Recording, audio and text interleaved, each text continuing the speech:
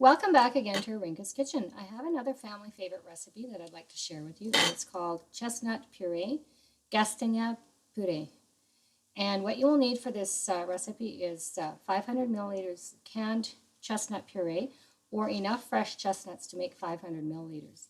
Now, if you purchase the canned chestnuts, sometimes they'll have the flavoring in it, like the vanilla and the rum flavor and the sugar. So if you are using fresh chestnuts, I have a recipe on my website that you can follow, and I'll be explaining that one to you shortly.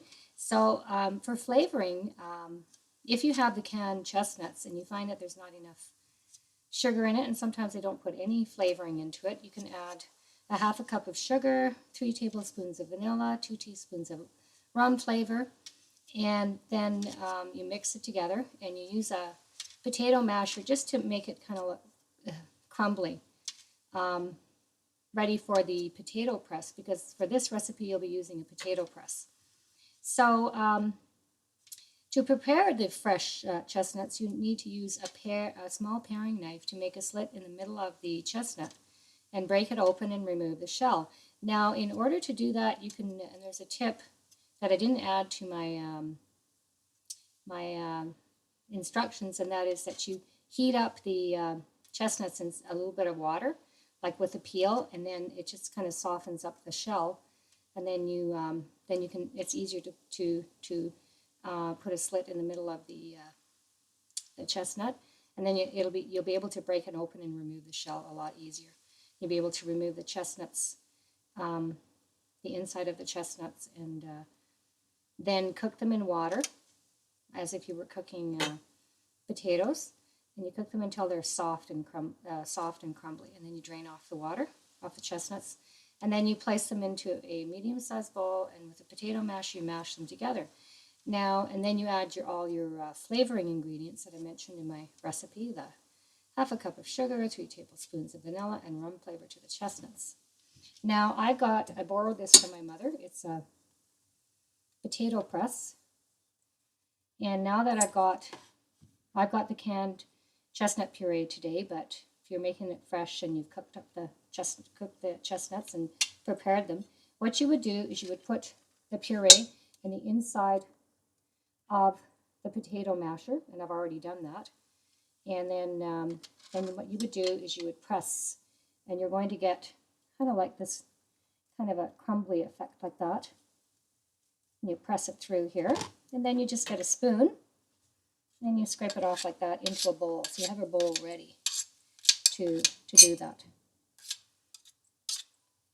And then you open up the press, and you might have some that's kind of like flattened, so you want to sort of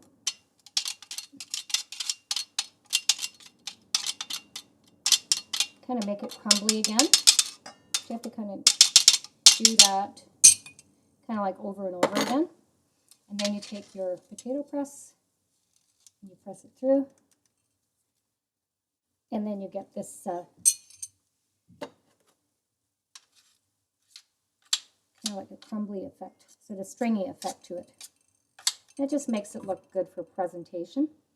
So I've already done up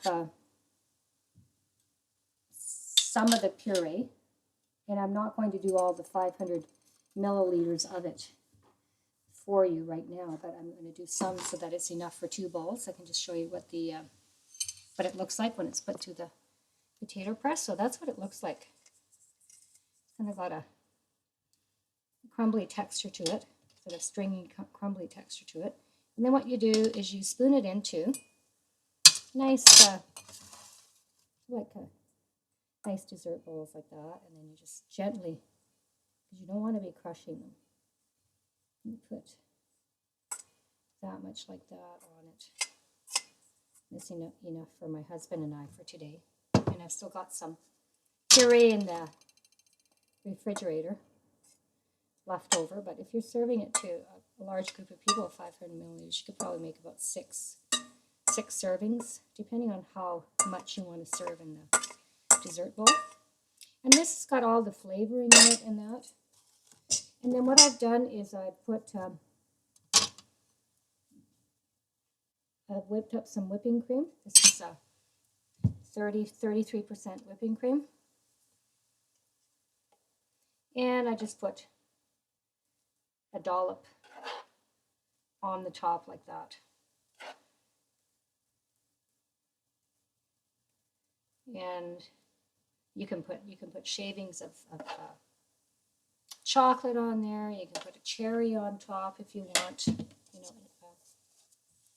but this is what would be served for. My mom would have this for dessert for Christmas Eve, so it'd be kind of like a special treat for Christmas Eve. And I got these little dessert spoons, and it is very delicious to eat this way. Now, I would keep the puree refrigerated and the whipping cream before serving it to your guests. I'd have that all prepared, but I'd keep it in the fridge before it's served for dessert. And so this is called chestnut puree, GESZTENYEPÜRÉ. If you have any questions or comments regarding this recipe, please feel free to contact me at Irene@arinkaskitchen.com or arinkaskitchen.com. Bon appetit, jó étvágyat. I hope that you enjoy serving this to your family and friends.